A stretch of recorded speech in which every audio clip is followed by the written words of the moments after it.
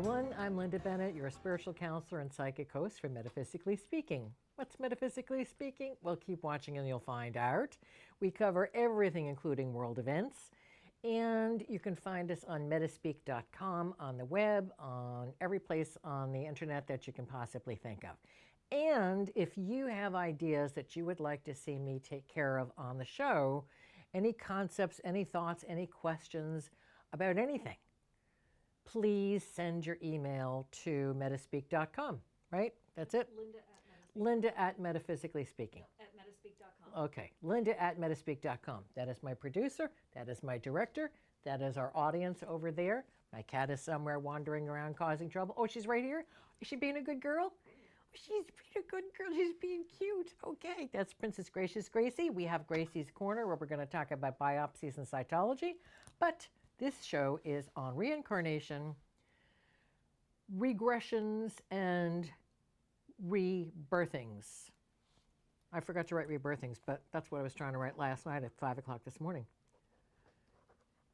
I can't help it when ideas strike me because it just comes in waves. All of a sudden I'm somewhere. I always have a little pad and pencil in my purse. And I'll, quick pull it out, write it down, stick it back in, and then forget to look at it. Okay. Near-death experience. We were talking earlier about Jesus. By the way, you don't have to go on a walkabout or a spiritual retreat to meditate. It's a nice way to introduce yourself to the sound of silence. If you have a house where something is always on, the television, the radio, your kids playing video games, that'll drive you up a wall. But the sound of silence, there's an expression from ancient times that God is found in silence. So if you can just sit in your room quietly or put yourself in your closet with the dog and the cat, close the door, and sit quietly and have nobody bother you, that's spectacular. You get listen to your own sounds in your head. And you might hear a bird chirping. You might hear bunnies nibbling on your flowers. Whatever. You will find that your sound senses get stronger and your interior sounds get stronger. So you can hear your body and know that something might not be right. You'll also be able to hear the angels who are trying to communicate with us on a daily basis. So a regression takes you back either earlier or in this lifetime or into other lifetimes. Rebirthings do the same thing, but it's not a conscious thing for you. It's a series of yoga breaths.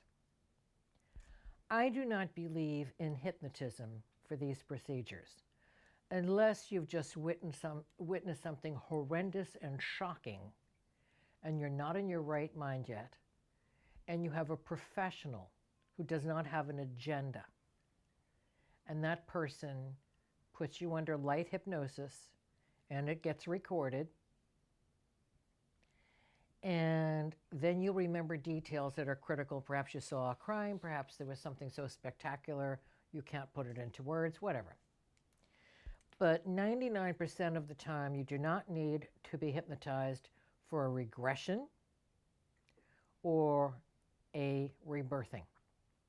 Nor should you ever be smothered, which is what happened years ago. In fact, I think it was Law and Order SVU, or one of them did a show on that where the people wrapped this kid in a blanket. Well, how stupid do you have to be? You don't wrap anybody in a blanket, they can't breathe. That doesn't happen. You go to a professional, someone who's done it 100 times. Most psychiatrists and psychologists know about it. Very few of them do it because you have to be psychic in order to do it properly. Because as a psychic, I see what's coming down the road. So in your regression, for instance, and you're discussing whether you're a male or female and what you're seeing and where you are, I see what's over there. And it could be that in that lifetime you were eaten by a lion. But I want to avoid that as long as possible. So I'll tell you maybe to turn left and look over to your left, and that situation will be on pause for a while. If you need to go through it to believe it, I'll let you start to get attacked by the lion. and then see yourself pop out of your body. And then it doesn't matter to you because you're not feeling it anymore because you're out of your body. If the lion just charges you and then dashes away, you need to see that as well. Suppose you're someone who's always been afraid of lions or dogs because you think you were eaten or attacked, but it turns out you weren't. They were just bluffing and charged you, but then took off. So you're afraid of lions, not stupidly so, because they're not pets, or dogs, unhappily, making your life miserable because you think you were brutalized by them. So as a psychic, I can see this. The average psychiatrist has been so drummed into the brain function that they don't have any more psychic ability that's available to them. The average psychologist as well, but many of them have taken courses in how to enhance your psychic ability. And the best way is through meditation. I can teach you till the cows come home. You have to experience meditation in order, as a natural byproduct of meditation, your psychic ability becomes stronger. So the rebirthing is different because as a series of yoga breaths, you're seeing your life, but in a subconscious way, almost like there's a veil over it or gauze over your eyes, your physical eyes, and you can't see it as well, but I can see it. And oftentimes people will say, am I really seeing this? Yes, you are. Take a breath, move forward, etc., etc. These tools are helpful if you're stuck in a particular path, or you're stuck repeating the same type of relationship over and over again, or you want to know why you have such an adversarial position with other people, or why you have just with certain people, and you want to know and you want to see why. That's very reasonable. Make sure the practitioner is great at it. I've been doing them for a very long time. I don't do them anymore except for my private students because it's so exhausting and I can't charge enough for the amount of time and energy it takes me to lead you through this. And then I don't just catapult you out the door like a psychiatrist does after 45 minutes. I take it for as long as you need it. 1 hour, 2 hours. I don't go beyond 2.5 hours. It's too exhausting for both of us. And so therefore, you want to make sure that you have someone who allows you to complete the cycle of what you are seeing. Because you can do 10 regressions and rebirthings and not go back to the same place you were before. That's very psychiatrist idea minded. Where, okay, you remember where you were, I'll make a note where you were. Okay, your 45 minutes is up, pay the secretary, off you go. Actually, they take your credit card, and if you don't show up, they still bill you. Which, I can understand that little point. Near-death experiences are what we've talked about, for instance, with Jesus on a recent show, where you actually physically die. I have actually physically died from a variety of things, including not wanting to be born and being blue and having to be resuscitated when I was born. I died from surgery on my tonsils when I was 2.5 and they grew back. I died from pneumonia 3 times. I died from 4 drownings. I died from, when the appendix came out from the anesthesia. I wear a medical alert bracelet, which no doctor I've been to has ever noticed, by the way. Isn't that scary? An EMT guy, EMT guy from the guys who drive ambulances, met me in my doctor's office one day and said, "What's your medical alert bracelet for?" I said, "You're the first person who's noticed." So he said, so I told him, and he said, "I suggest you get a bigger one." So I got this size right here, because many people won't notice the smaller one that I had. And he read it and he said, "That's very clear." And he said, "We are all trained." And he said, "Every doctor and nurse is trained, and tech is trained to look for a medical alert bracelet or a necklace. I wear so many things around my neck that they may miss it." So I decided on the bracelet. It's obvious, it's right there. He was the only one to ever notice. So I have had many near-death experiences, and that's when you stop breathing, your heart stops, you have no brain activity, and then you come back. Many people don't remember what they saw, but they just know they feel a little different. Some people see a very unhappy part of the astral world. Their guardian angel takes them to the level that they will be going to if they keep pursuing this behavior that they're currently embarking upon. And they're shown, hey, you stay this way, you keep repeating your patterns, and this is where you're going to be. Does it look happy to you? Doesn't look happy to me. And so you're given the option of, you always remember that. And then some people decide, after talking to family members and friends and loved ones, well, that's what it's like if you're not Catholic. That's what it's like if you're not Jewish, and on and on. And so you begin to misremember out of fear of not being accepted by your loved ones. These experiences are for you, God, and your guardian angel. You are connected to the God force. The universe knows what it's showing you. You know what's being shown to you. Now, there was a little boy who wrote a book who died. I can't remember what he died from, but he saw Jesus. You're not shown somebody you won't recognize. You're shown a being who you will recognize, and guess what? He was Christian. So how would it have helped him if he saw Krishna or Devaki or Brahma? Wouldn't have helped. So Jesus appeared to him and spoke to him about the heavens and about life and coming back. That doesn't mean there isn't anything else in the universe. That means that was his experience.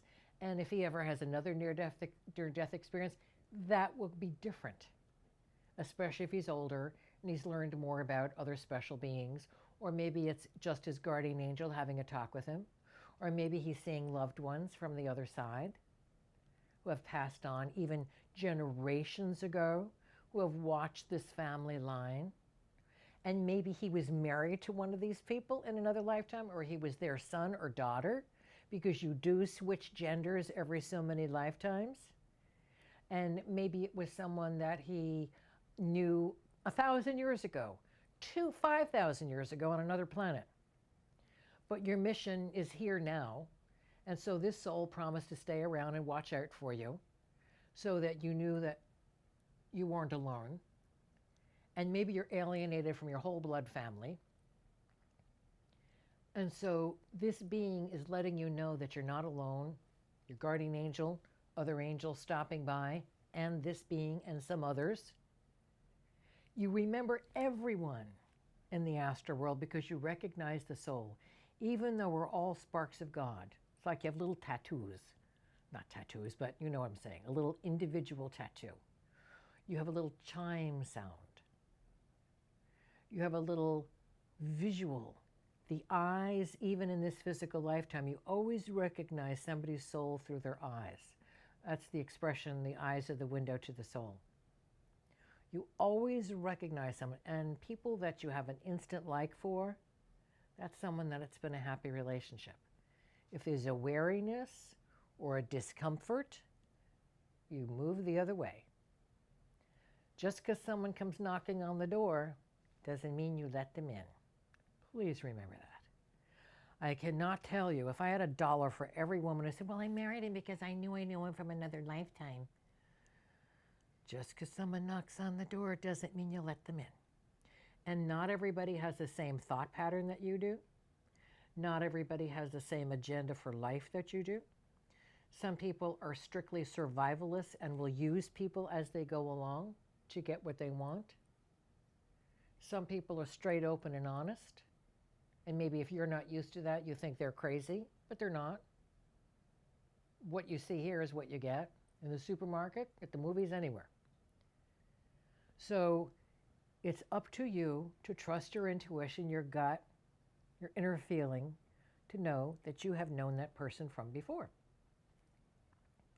And isn't it comforting to know that people are here to reinforce you or to try to throw you off your path? Because when you are pursuing a spiritual path,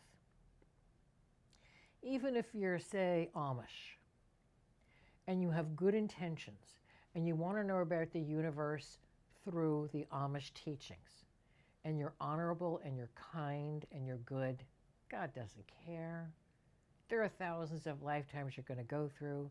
This is just the one where you're learning about being Amish, or you're being an Aborigine, or you're being a Mohawk, Indian, or you're being a Hindu from India, or you're being a Buddhist from Tibet, or England, or Florida. You are learning about God in all these different ways. And whenever you're on a spiritual path, evil will always try to get you off. I've taught my students that when they know something is diabolical, something is evil, something horrible happens, something awful presents itself to them, a person that you don't trust suddenly becomes their boss. So, oh, thank you, evil. I didn't know how well I was doing. I must be doing pretty well for you to be popping up at this particular point. I get an A on my report card. Thanks. See you around. Hope not. And don't be scared, because that means you were at a critical point with spirituality and awakening, and evil always tries to scare you. And it's your guardian's angel's job to stand by, but not prevent the confrontation until you're ready. Because it's the guardian angel's job to move you along and help you along, but not do it for you. We have free will, which I always say is God's curse on humanity, because people are free to do any awful thing they want. So thank evil for showing up and say, be in God's light, see ya. And be proud of yourself and thank God and the angels for the opportunity to realize how well you were doing. And make sure it's over. So you know what, kind of done for the day. It can happen when you're meditating. It can happen when you're driving along. It can happen when you show up at work and there's a new person there. The worst is if that person is your boss and they know they're out to destroy you. And you can't do anything about it because the people above them are just blinded and don't care. That's what's happened in business in this country, sadly. People don't care about the individuals who are working for them. So if you've got a mean or an alcoholic or a drug user boss and they're being abusive to you, you can basically kiss it off. You can either ride it out and hope they don't run you over in the parking lot or give you a heart attack, or you can find yourself another job. Because these people have a habit of clinging on and not letting go. But it's testing your resolve. It's testing your ability to say no. I'm not going to be harmed. I'm not going to let myself be harmed. I'm not going to let the other people around me be harmed. So a near-death experience will very often help you remember that you're not alone, that there is an astral world, that there is a heaven level out there. There's a mid-level, and there's a hell level.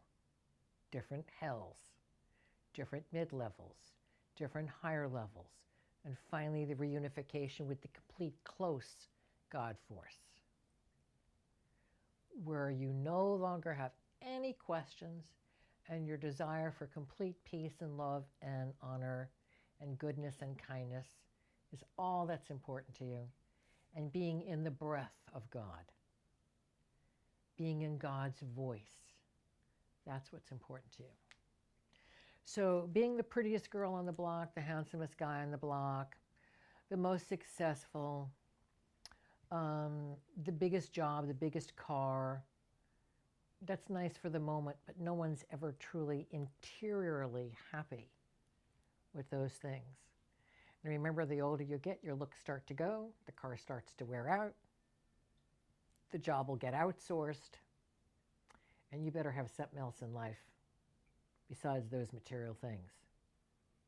You will be amazed at how well you can do without those material things. And there have been several studies on people who've won the lottery who are extremely wealthy. They live in the same neighborhoods. Maybe they'll buy a house a step above, a little larger with a little property. Maybe they'll buy a second home on the beach or up in the mountains. They drive a mid-range car. They usually stay at their jobs or start a new business.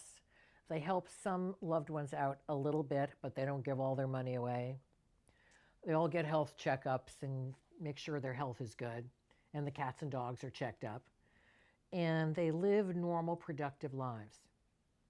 Even though they've got all the money in the world, they lead normal, productive lives. And those people are the ones who hold on to the money, but most importantly, are the happiest. Because money doesn't buy happiness per se. It makes everything easier. You can buy the things you need. You can get great health insurance. You can get great surgery. You can get great clothing if that's what you want.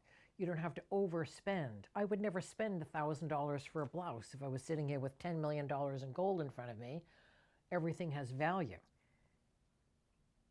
And so therefore, it's part of your responsibility as a soul who's been given a special monetary gift to use the money wisely, and also donate to your local humane society, to your Salvation Army.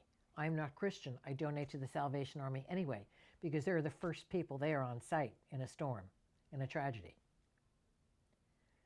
So therefore, and there's a place called Metropolitan Ministries, and now there's one in Pinellas County, so that's where I'm donating. And they help everyone. You don't just have to be Catholic to go, or Protestant. So organizations that need your help, that have a proven track record, and if you want to know who's good, call your local county office and they'll send you to a person who can tell you, yes, this is good, that's not good.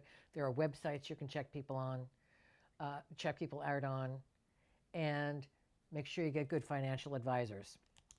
And not anybody who's going to tell you is going to double your money, because no such thing. Near-death experiences help you remember that you are a part of the universe. You're like a grain of sand, but every grain of sand on the beach is important.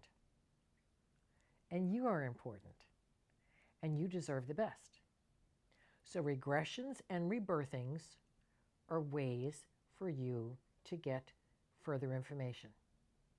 And I don't recommend that you run out and jump in the ocean with sharks just to have a near-death experience, because if you're supposed to have one, you will. Many people who've had car accidents, brain surgery, heart surgery, they have to stop your heart.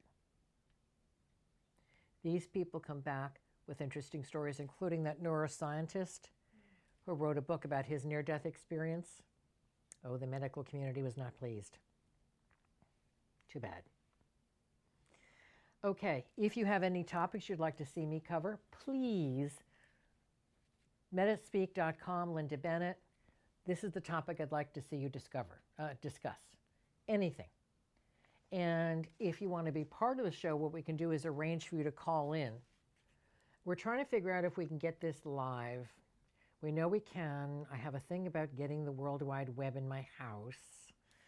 You might think that's silly, but how many of you have had your bank account stolen and drained? Not me. Let's do Gracie's. Is she still down there? What a good girl. Gracies Corner. There's an article in Catnip, which again is a university veterinary school newsletter. And it's talking about cytology, and I also want to talk about biopsies. Cytology is where they take a little bit, they aspirate a little bit from a lump. And the biopsy is when they go and they take a larger portion of the lump, or they actually slice it off and they evaluate it. My vet, who is absolutely fabulous, Dr. Joel Murphy at Animal and Bird Medical Center of Palm Harbor, explained to me that those are not always complete. You can put the needle in an area of a lump, and that area of the lump may not have cancerous cells in it. But had you gone over here, you'd have found newly developing cancer cells. So it's not always, oh, I'm so glad there's no sign, because there could be just another part. The entire lump has to be removed, including extra tissue in case there is any malignancy, and that has to be evaluated. Just going in with a needle aspiration for a cat or a dog or a bird, it's very hard to find a bird's vein. I volunteer at my vet clinic, and I've been there when they've been trying to find the parrot's vein, the smaller the bird, and plus half of them die of shock in the middle of the procedure. It's very traumatic for a bird. There's nothing in a bird's psychology that says, oh, needles in my throat, going to be a good idea someday. They have no concept. They also don't take anesthesia well. But if you have a really good vet, like we do, then that vet uses special anesthesia in minimal amounts so that the bird doesn't have a heart attack during the procedure, which so often happens. You think, well, they're out in the wild, they're flying around in the trees and sitting in the mountains, and how fragile can they be? They're extraordinarily fragile. You can have a bird simply drop dead by some other person picking it up. Like if it's your parrot or something, you can have the parrot drop dead right in your hands. It's really sad. Bunnies are the same way. Now, cats and dogs have evolved over a period of time genetically to be able to tolerate good quality human anesthesia, not that $5 stuff, where they say, well, you know, it's kind of dicey. You may not want to get your cat and dog neutered. The anesthesia is dicey. Well, it's not the anesthesia, it's the crap that you're using. They now have good quality, very light, and properly administered. You have to go for training to administer the anesthesia. And usually even bunnies will survive. Bunnies or others just drop dead right in front of you. And they're not playing possum, which is a whole different thing. Squirrels are also difficult to save if they're little, but you know what? They're a lot more resilient than bunnies. So cytology is a first step. That's where they take the needle and they don't push it in, they pull it out. The needle is pushed in, they pull it out and they draw out the fluid or the matter, whatever they can pull out. If they can't pull anything out, that requires surgery. And that is the biopsy, and the entire lump has to be evaluated. Most lumps are benign, but getting them early is critical. And if you have your cat and your dog and you love your cat and your dog and it's part of your family, you don't want to lose them. We want to take care of our critters like they take care of us. Metaphysically Speaking is brought to you every single week. We have metaspeak.com on the World Wide Web and all the different sites. And if you have questions, Metaspeak, Linda Bennett at what? At metaspeak.com. And I'd love your questions and your feedback. And if you just open up your hearts and minds to God's universal truth, you're going to know that God and the angels are always with you. Namaste.